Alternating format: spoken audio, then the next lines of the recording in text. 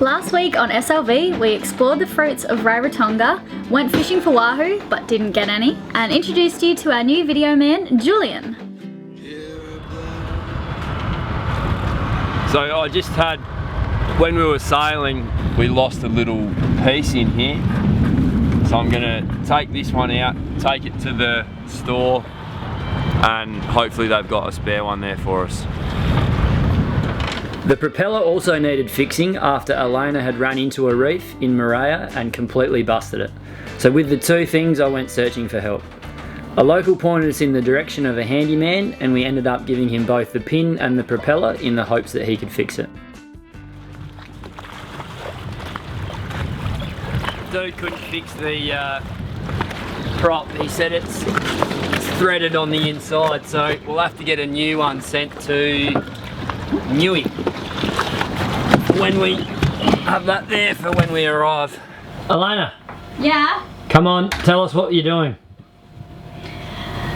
We heard that there's a cinemas here, so we, more so me, has taken the opportunity to get nice and dressed up because we haven't been dressed up in a long time. There's a dinky little cinema here in the Cook Islands. Well, we don't know if it's dinky.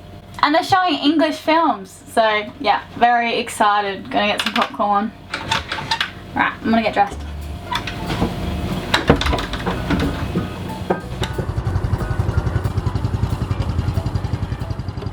Pretty fancy cinemas, Elayna. You don't look out of place at all.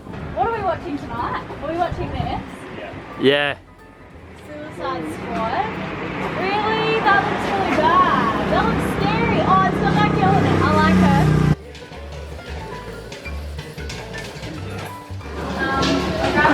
I'll grab the chocolate please.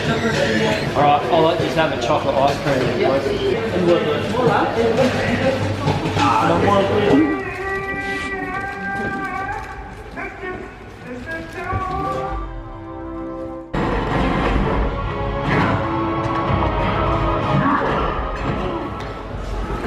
What do you think, boys?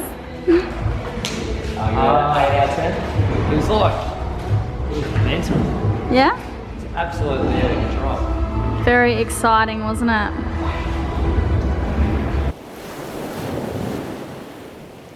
Okay, it's 7 AM and you've already made a mess of the house. What's going on?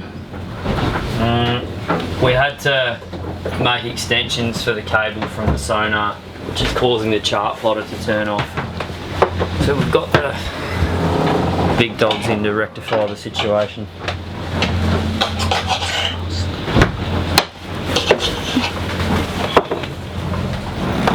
The initial cable that we got from the sonar was 6 metres.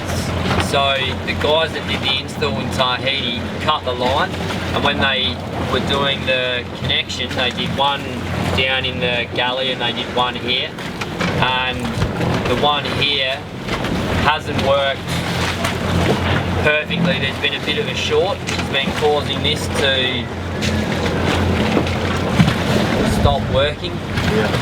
Turn off, turn on, turn off, turn on, turn off. And it also caused a bit of a smouldering. I won't quite go to fire, but there was a lot of, there would have been quite a bit of smoke, and we only found the aftermath of it in the starboard aft cabin, which we got Trav to have a look at. Well, the cable has melted together, so what we're having is a short. See even there? Yeah. It shouldn't be like that. No, it definitely shouldn't. It should look exactly like the one in the front. Our Sparky was able to rewire the connection and cover it back up with waterproof heat shrink.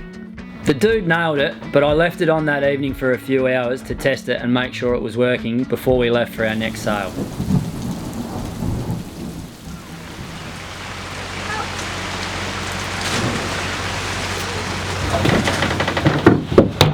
Oh my god, that was hectic. We just had to ride back in the scooter. So the weather's taken a turn for the worse and we're waiting for these sails, which are going to come hopefully Monday, but there's like a depression that's coming down. It's going like east from New Zealand across, and it's causing all this turbulence and bad weather. So we really should have left a day ago. I just hope that the sails don't. They arrive Monday, so I just hope that fingers crossed the weather's not too bad when we have to go. It's shaping up to be quite bad, and we're under time constraints because we got to get to places. Yeah. Fingers crossed though. This ain't cool. No, this isn't. No. Torrential.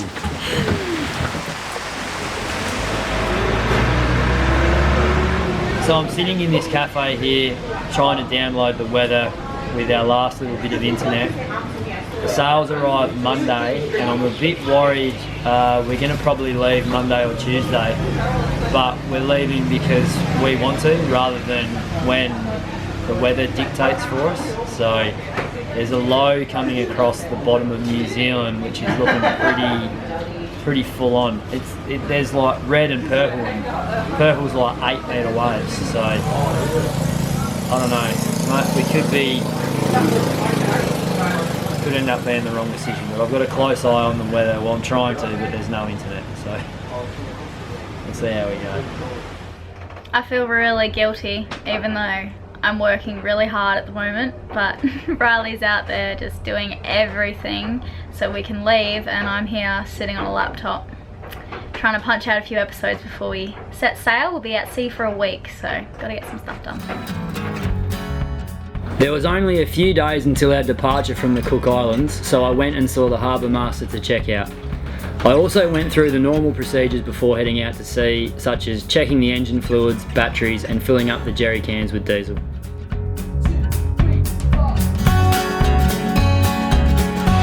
And this lady here has kindly agreed to give me a lift with my diesel back to the dock, haven't you? Thank you. You're a star, thank you very much. After the lift from the nice lady, I once again found myself carting 200 litres of diesel by hand back and forth from a petrol station to the Vagabonde.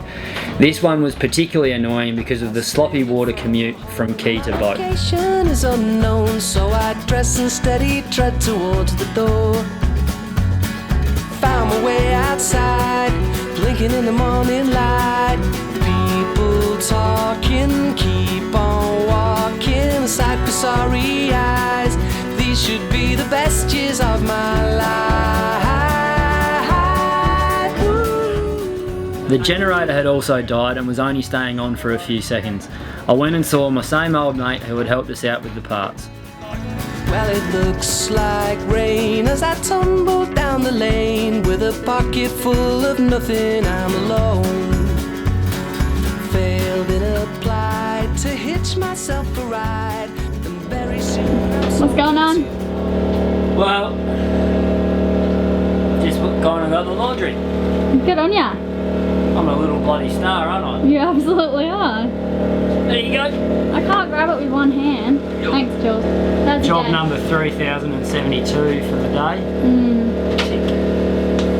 I woke up, we sent some thumb drives away to upload because it's impossible to upload a video, because it's impossible to upload in each different destination we've been going. So we thought we were being really tricky, and then the thumb drives arrived and they're corrupted files, or anyway, it didn't work. So we've been bombing around all day trying to figure out if we've been to a computer place, we've been interneting to figure out if it was the airport x-ray. I've copied all the files that were supposed to be uploaded by our friend overseas. I've copied all of them plus 2 more episodes, and I've put them on a different thumb drive and an SD card, so fingers crossed it works this time. Yeah, under the pump today, there's a lot going on. Alright, so we're not sure if it was damaged through x-ray or what, but we're putting this in a baby bottle and then we're putting it in an envelope. You put the SD card in there? Yeah, they're both wrapped up together. This is me solo again.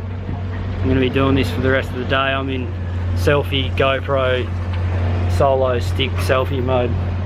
Bonjour. I went and checked in with the local post office about my new sales. Okay, so it won't be available until tomorrow, or? Well, I'm just checking because when I spoke to the airport terminal manager, she said They've tracked it. It is in Auckland. It's just a matter of it coming from Auckland to here. Okay. Hopefully it's on today's flight.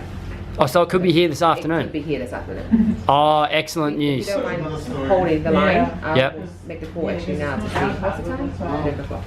Standing by. Auckland is on tonight's flight. So what time will it get in? 9ish p.m. So I won't be able to get it till tomorrow then? tomorrow morning. Yes, that's what I've just confirmed with her.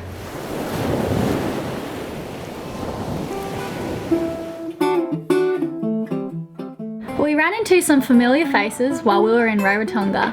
Andy and Julie are a couple from Vancouver, Canada, and they're cruising the world in their 70-foot power yacht, Infinity. Guys, everyone got a beer? Cheers. But you know what, filming outside you. Yeah, that's exactly why we had to get. You are serious. Oh, wow. That's the big fridge I was talking about. So again, it's bigger than one at home. So it's got kind of like, coconuts inside. Yeah.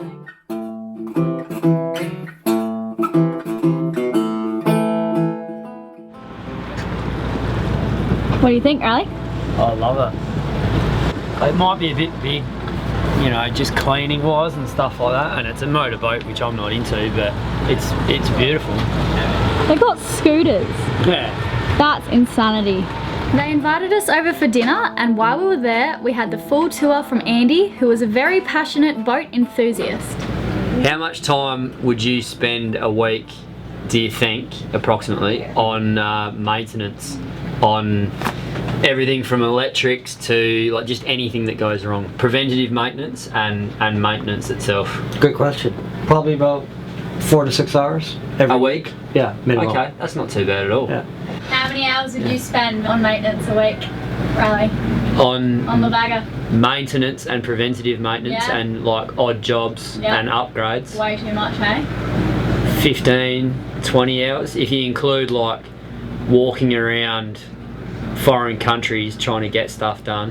How big and how long do the jobs take when you've got We normally those? try to schedule it. The last one is for a week. Yeah. So we'll come out on Everything done in a week. yeah, Wow. and we do everything ourselves. This boat just looks after itself. Well, no, it doesn't. I can't believe you said that. No, we're on it all the time though. It's Yeah. like little things, Yeah. you know, like and then when we find something, we just attend to it immediately. I got a couple of things, hydraulic leaks in the engine room, which I'm leaving, Yeah. but I've been monitoring them all the time, and I'm Okay. not losing much oil, and I'm only losing about 10 mil of a liter container every 3-4 months. Okay. So I'm cool. It's not getting any worse, and I'm monitoring it all the time. So that job goes to the back of the queue. You can collect that and just drop it back in.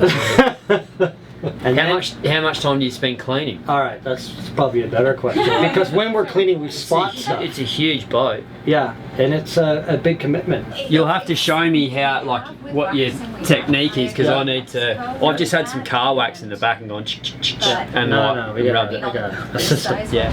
All right, Julie. Scariest moment out at sea. When have you been the most Scariest frightened? I think each and every roughest sea you've ever had is the thing that scares you the most, when you're watching the boat react in a way that it's pushing it that little bit further than you have before. Yeah. So every bad sea, you know, once you've seen the boat go to a certain limit, you become Yeah. comfortable, because then you learn to trust the boat. But then the next worst sea you're in and it goes that little bit further, yeah. Always pushing it to the limit. Yeah.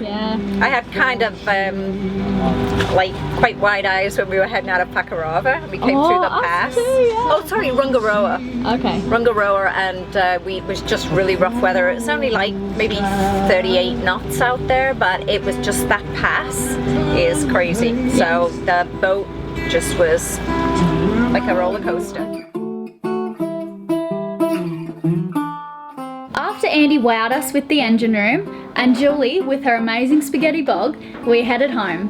Thanks to the pair of you for an exciting evening on board Infinity, and for allowing us to share your home with our viewers.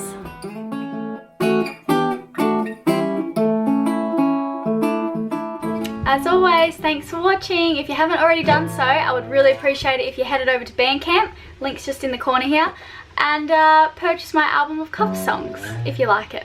That'd be great. Anyway, cheerio for now.